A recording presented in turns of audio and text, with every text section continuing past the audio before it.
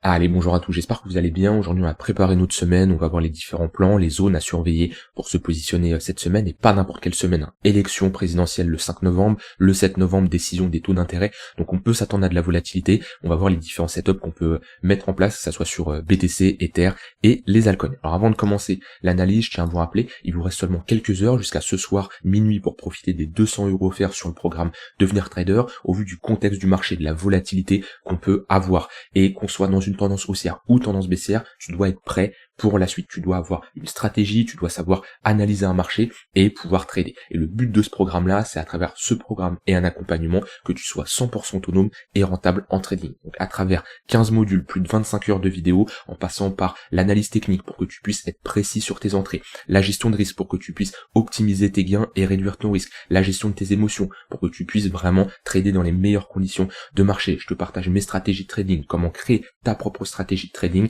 et surtout un accompagnement personnalisé.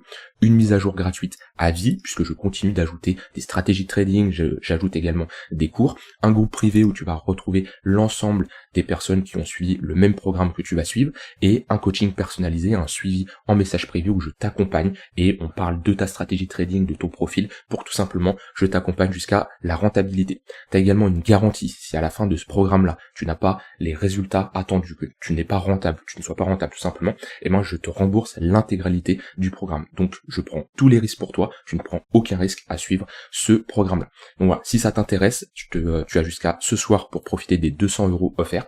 Je te mets le premier lien en description. Si tu as des questions, n'hésite pas à me contacter en message privé, tu as toutes les informations dans la description de cette vidéo. Alors, sur le BTC, comme je l'ai dit, je m'attends à une semaine avec beaucoup de volatilité. Donc méfiance si vous avez des positions en cours, surtout avec des effets de levier importants, entre les élections présidentielles, la décision des taux d'intérêt le 7 novembre, on a quand même une semaine très chargée. Donc méfiance à la volatilité et les casquettes de liquidation qui peuvent arriver assez rapidement. Donc moi, méfiance, j'aurai pas spécialement de prise de position dans les 2 prochains jours. Je vais quand même analyser le marché, on va voir les différents scénarios que je surveille, mais je vais me méfier. Mon but, c'est pas de trader la news. Je vous rappelle, le plus important quand vous tradez, c'est de préserver votre capital. Donc si vous n'avez pas de stratégie de trading qui s'enclenche, si vous ne tradez pas les news, ça sert à rien de vous dire bah tiens je vais m'exposer parce qu'il y a une news et je sens que ça va partir là. Non, c'est un peu du 50-50. Moi je trade très peu les news. Et le plus important, c'est toujours de préserver votre capital. C'est votre outil de travail. Si vous n'avez plus de capital, vous ne pouvez plus trader. Donc on n'est pas là à donner notre argent au marché qu'on a gagné les derniers mois, les dernières années. C'est pas du tout le but. On préserve toujours son capital. C'est la chose la plus importante en trading. Donc moi je vais pas spécialement trader les marchés dans les 2 prochains jours, sauf si j'ai des setups sur de l'intraday, sur du scalp qui s'enclenchent, mais ça m'étonnerait. En plus, on perd un niveau important sur BTC, les 69 000 $. J'ai d'ailleurs clôturé une position que je vous avais partagée.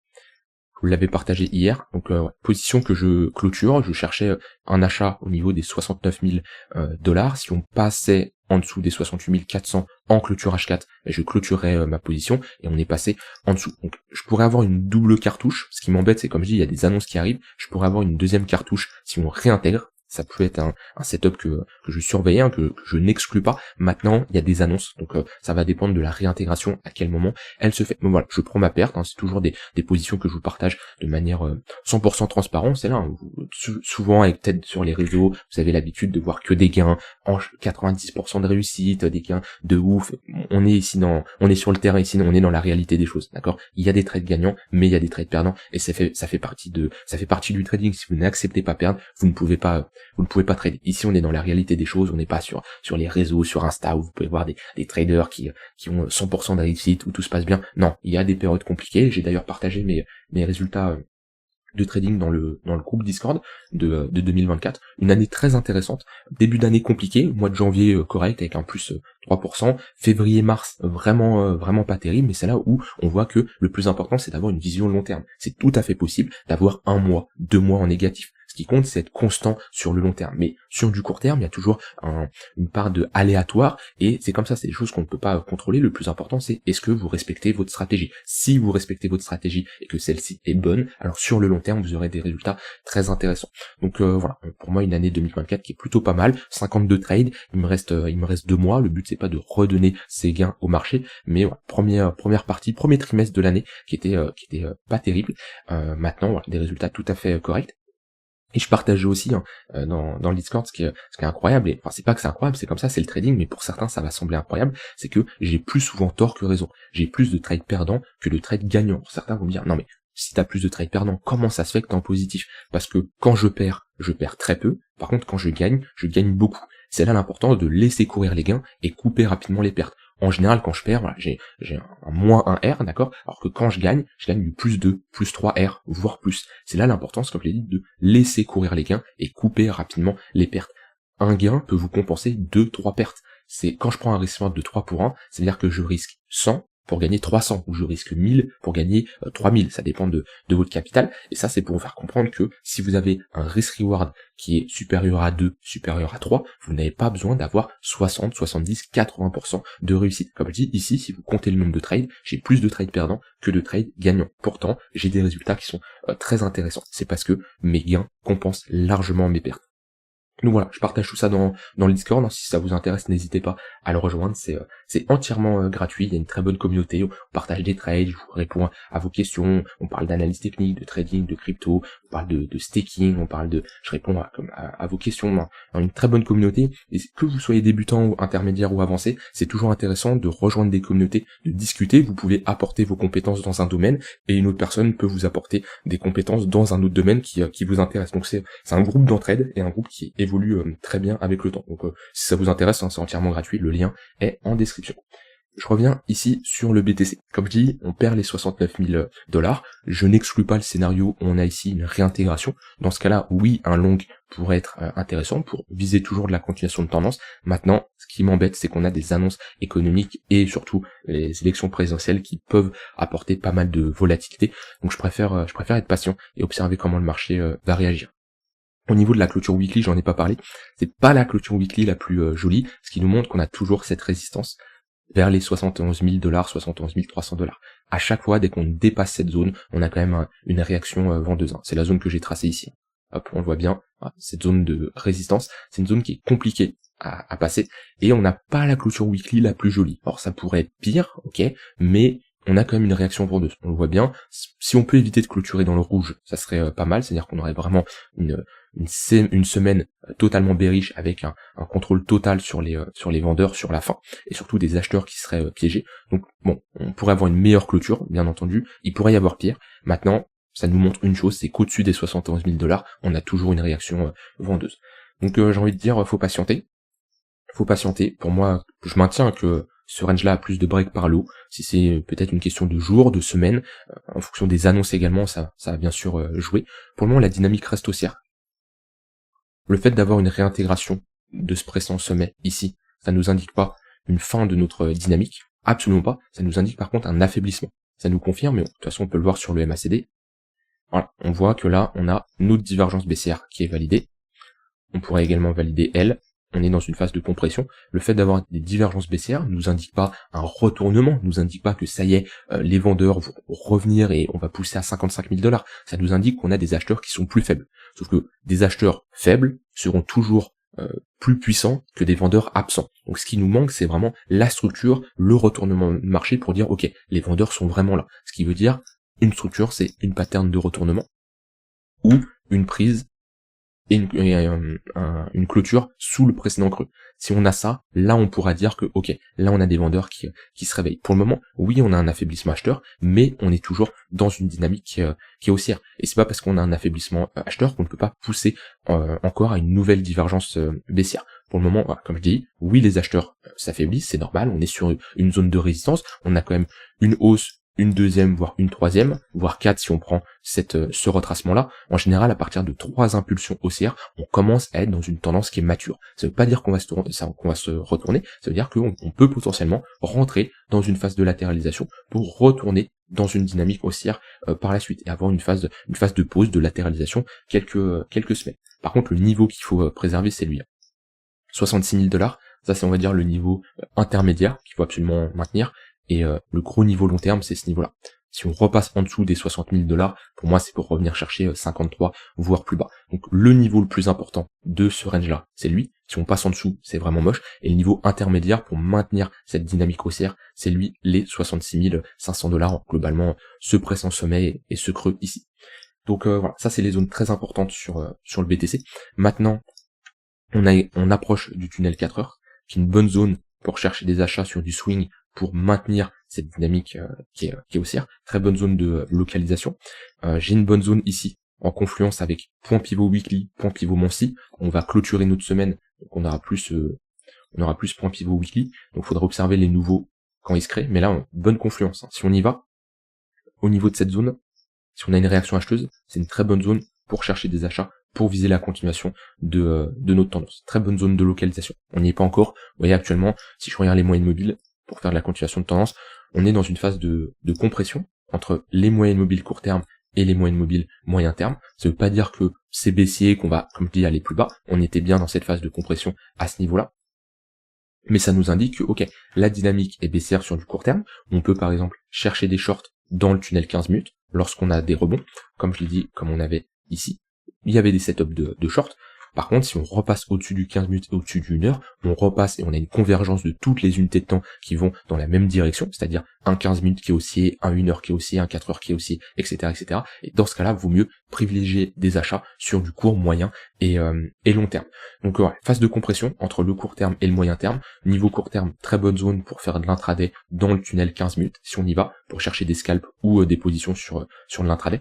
Si on va plus bas, et qu'on va chercher cette zone-là, 67 500 $, très bonne zone également pour chercher des achats sur du swing. La personne qui veut être un peu plus patiente, eh ben, elle peut attendre, comme on a eu ici, ne pas se positionner trop tôt, et attendre d'avoir une sorte de compression, passer au-dessus du tunnel 15 minutes, le flip en support, comme on a à ce niveau-là, pour chercher des achats, et avoir une confirmation qu'on sort de cette dynamique qui est baissière. Parce que là, on le voit bien, en H4, M-top, break du 15 minutes, on flippe le 15 minutes en résistance et on fait des creux et des sommets de plus en plus bas. Donc là, si on regarde, le court terme est bearish, le moyen long terme reste bullish. Bon, c'est là où ça dépend de votre manière de trader. Est-ce que vous vous positionnez sur des gros niveaux? Est-ce que voilà, chacun a une méthode qui est différente, mais moi ce que j'attendrais, c'est vraiment une repasser au-dessus du tunnel 15 minutes ou avoir ici une bonne réaction acheteuse. Ça va être ce que je vais regarder cette semaine, mais je vais vraiment me méfier en fonction des annonces, de pas me positionner n'importe comment, parce que en fonction de la volatilité, on peut très bien avoir rapidement une réaction à la baisse, une réintégration. C'est pas trop le marché comment il va réagir en fonction des annonces. Pour moi, la décision des taux d'intérêt peut être pricée. Par contre, les élections présidentielles, il y a peu de chances que ça soit déjà pricé dans le cours, et je m'attends à de la volatilité. Après, peut-être il va rien se passer, hein. Peut-être ça va partir to the moon, 80 000 $, je le souhaite à tout le monde, hein. On est dans le même bateau, on veut la même chose, c'est des cryptos qui augmentent. Mais vaut mieux être prêt à toutes les éventualités, et je préfère pas risquer mon capital de trading comme ça sur du court terme. Par contre, sur du long terme, bien sûr, je suis toujours positionné, hein, que ce soit BTC, les altcoins, on peut avoir de la volatilité. En weekly, ça m'étonnerait qu'on tape un moins 30, moins 40%, parce qu'on a des élections. Peut-être que je me trompe, ça va être le déclencheur d'un bear market, mais je ne pense pas. Voilà, pour BTC, je vous ai tout partagé de mon côté. On a Ether qui prend un peu plus cher, mais comme d'habitude, j'ai envie de dire. Maintenant, pour moi, ça change rien. On est sur un milieu de range. C'est pas la zone idéale pour se positionner. Soit vous êtes investisseur long terme et vous dites, ok, les 2400 $, ça reste une bonne zone, je continue à faire mon DCA parce que je crois à Ether, à un ATH à 6, 7, 8, 10 000 $. Si vous tradez sur du moyen terme, pour moi, la zone, elle est pas intéressante ici. Faudrait revenir vers les 2003, 2250, avoir une prise de liquidité de ces creux et avoir une réaction acheteuse. Si on a quelque chose comme ça, ça peut être très intéressant pour jouer l'extrémité basse et chercher ensuite une prise de profit sur l'extrémité haute. Si je regarde par contre sur je vais supprimer ça, sur du plus court terme, on avait vu qu'on avait les moyennes mobiles pareil qui avaient cross à la baisse, sauf que on repasse sous le 4 heures, et le 15 minutes fait office de résistance. On a le 15 minutes sous le 1 heure, le 1 heure sous le 4 heures, ça nous montre vraiment que Ether est vraiment plus faible que le BTC. Là on a toutes les unités de temps qui sont orientées à la baisse, on est sous le daily, on perd le 3 jours après. Bon, le 3 jours sur du 1 heure en général je l'utilise absolument pas, mais on voit que ça reste bearish, que Ether ça fait très longtemps qu'il n'a pas lead le marché crypto. Les précédents cycles et même il y a encore à peu près un an, on avait des phases où BTC ne faisait pas grand chose et c'était Ether qui lidait un peu le marché, qui poussait. Là actuellement on voit que c'est BTC qui pousse et Ether qui suit, mais qui suit pas à la même vitesse et qui tombe beaucoup plus rapidement. Donc patience sur Ether, pour moi on sera récompensé sur le long terme, mais c'est vrai que là on est toujours dans une phase où c'est compliqué. Au niveau des altcoins, on a des altcoins qui font pas grand chose, qui corrigent bien.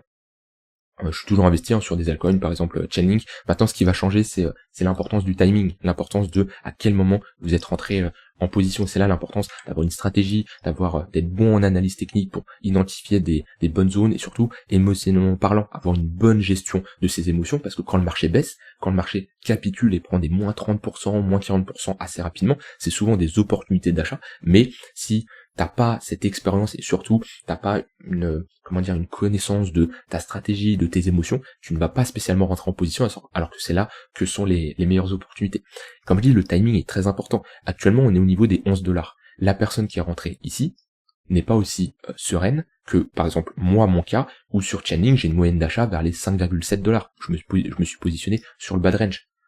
Le prix est le même, on a le même prix, sauf que là, on a une perte de moins 50%, or que moi je suis sur un x2. C'est là l'importance du timing. Plus vos entrées sont bonnes, plus vous allez moins stresser, moins être impacté par l'évolution du marché. Donc moi toujours positionné sur des altcoins, sur du Chainlink, sur du Tao, sur du long terme. Et voilà, je vais pas faire ma liste de toutes les altcoins, mais faut patienter. Si vous avez choisi des bonnes altcoins, selon moi, elles seront récompensées. Solana qui tient toujours plutôt bien. Maintenant Solana, ça fait très longtemps que j'en ai pas acheté sur du long terme. J'en avais acheté à 30-40$ dans cette zone de localisation. C'est vrai que j'en ai pas acheté plus bas. C'est peut-être une erreur que j'ai faite. Et c'est bien parti. Alors, pour trader, Solana c'est magnifique, la continuation de tendance, il y avait de quoi faire. Et actuellement, phase de latéralisation, on est sur un niveau de résistance, donc compliqué. Puis là, on a un petit ravalement quand même en weekly. Alors si je prends vraiment la clôture, sinon il faudrait prendre la mèche pour tout ravaler. Mais si on repasse sous les 159, on aura un ravalement plutôt baissier. Si je regarde comme ça les altcoins, on n'a pas spécialement des altcoins qui sortent du lot d'un point de vue intraday sur la journée, même sur la semaine. Voilà, on a Dodge et BTC, c'est les altcoins les plus fortes. Sinon tout le reste, c'est plutôt baissier.